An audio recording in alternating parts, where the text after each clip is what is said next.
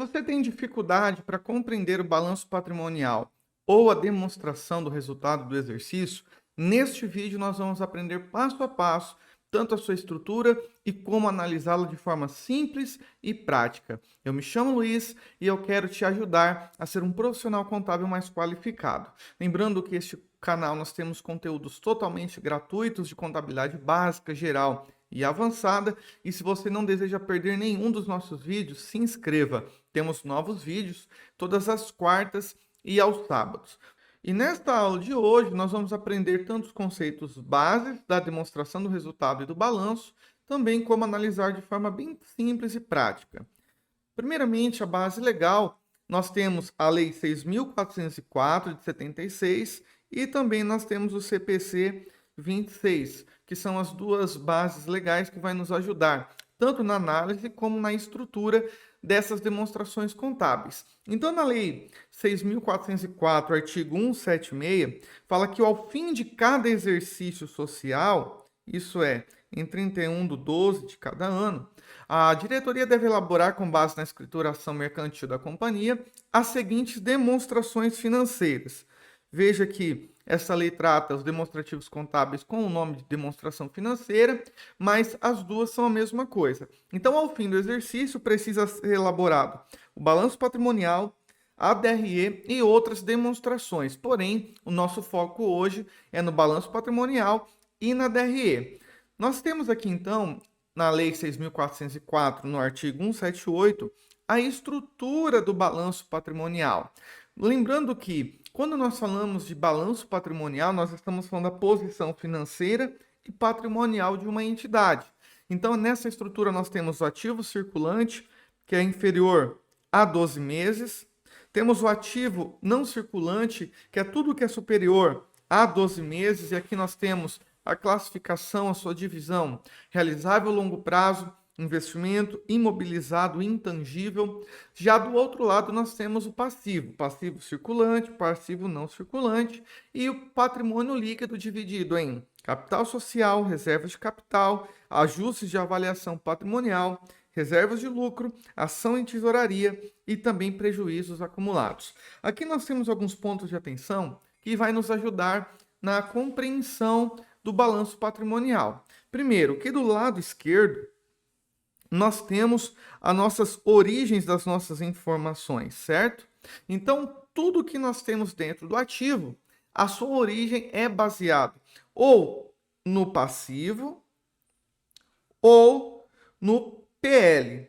Tá? Isso aqui é muito importante nós entendermos, porque quando nós falamos de passivo, nós estamos falando de origens de terceiros, folha de pagamento, fornecedores, os nossos tributos que nós vamos pagar incidente em nossas operações.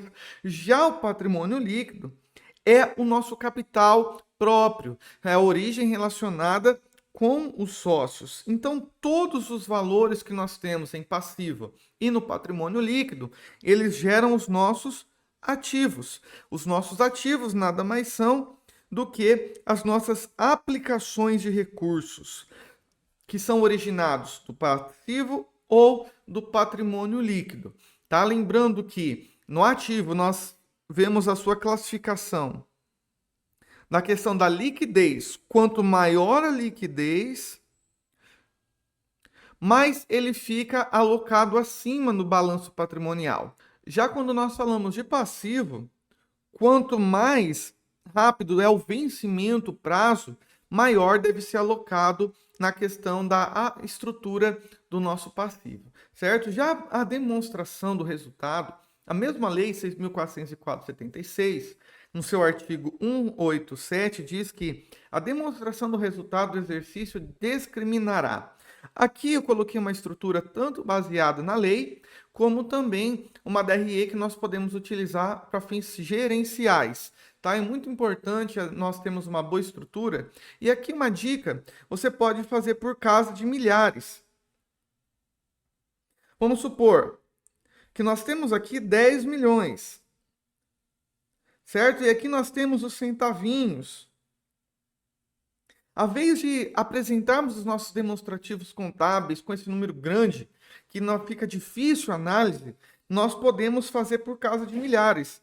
pegando apenas os 5 primeiros dígitos. Então, vamos supor que nossa venda foi de 10.353.07, nós vamos colocar no demonstrativo do resultado apenas 10.000 e colocar um indicador de 10 milhares, tá? Então, o que nós vamos poder fazer nesse caso? Isso apenas para fins gerenciais.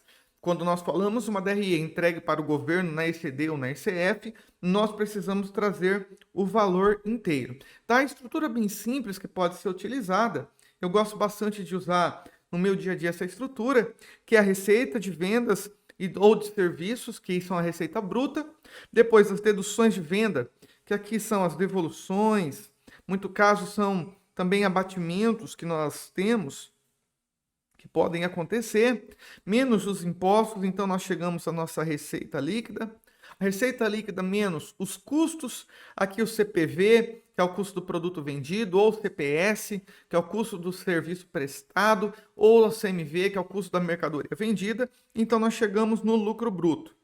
Quando nós chegamos no lucro bruto, então nós temos as despesas comerciais, despesas administrativas e temos também logo em seguida o resultado financeiro. Veja que está mais ou menos porque o resultado financeiro, eles têm as despesas financeiras, mas também nós temos as receitas financeiras. E pode ser que a receita financeira seja maior do que as despesas, então aqui nós vamos somar com o resultado. Também temos o resultado não operacional, que assim como o resultado financeiro segue tanto sendo positivo ou podendo ser negativo de acordo com a operação. Se o resultado operacional nós tivermos receitas operacionais maiores do que as despesas não operacionais, então nós temos aqui também um resultado positivo, podendo somar o valor do resultado. Tirando esses despesas e esses resultados financeiros e não operacionais, nós temos então o LAGIR, ou lucro antes dos impostos.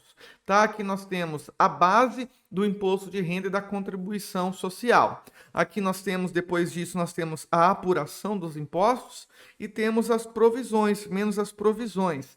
E algo muito importante que muitas empresas acabam se esquecendo na questão da provisão do imposto de renda e da contribuição, é que aqui precisa ser apurado os impostos diferidos, tá? Que muitas vezes é deixado de lado, porém está na legislação e precisa ser apurado de forma correta.